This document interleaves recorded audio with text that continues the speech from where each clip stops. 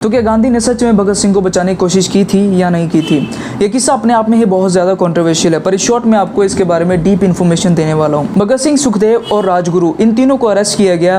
दो बड़े काम जो इन्होंने किए। जॉन सॉन्डर्स, जो उस टाइम का पुलिस ऑफिसर था इनका, ब्रिटिश का, उसको मारने के लिए, क्योंकि उसने प्रोटेस्ट में लाला लाजपत राय के ऊपर लाठीचार्ज का ऑर्डर दिया था। और दूसरा 1929 में जो इन्होंने असेंबली में बॉम्ब फेंका था, उसके लिए। इन दो रेवोल्यूशनरी कामों के कारण इन तीनों को अरेस्ट किया गया। गांधी उस टाइम पर इंडियन नेशनल कांग्रेस के पार्ट थे और ये अपने दो मूवमेंट के कारण बहुत ज्यादा जाने जाते हैं। एक अपने नॉन कोऑपरेशन मूवमेंट 1920 से 22 तक, और दूसरा सिविल डिसओबीडियंस मूवमेंट के नाम पर, जो 1930 से 34 तक चला।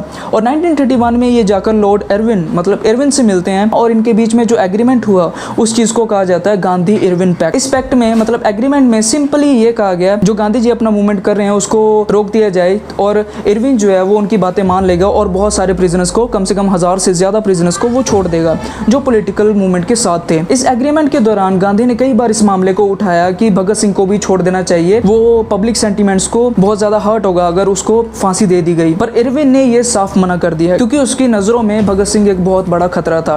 पर अब तक भगत सिंह एक नेशनल हीरो भी बन चुका था अपने काम के कारण। भगत सिंह और उसके साथियों की फांसी 23 मार्च 1931 को तय कर दी गई।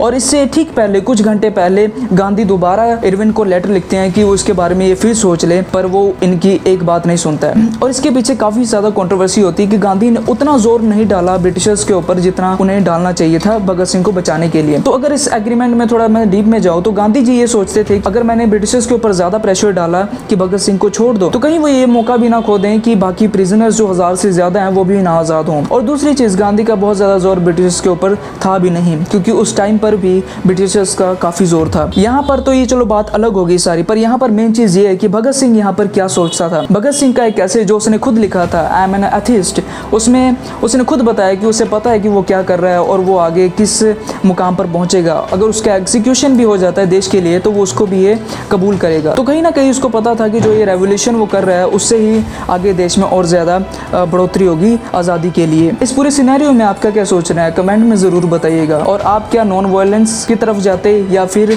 भगत सिंह की तरफ जाते, इसके बारे में ज़रूर बताइएगा। और एक चीज़ जो मैं बताना भूल गया, जो मेरे हिसाब से बहुत इंपॉर्टेंट है, वो कि उसने ये सब किया सिर्फ 23 साल की उम्र में।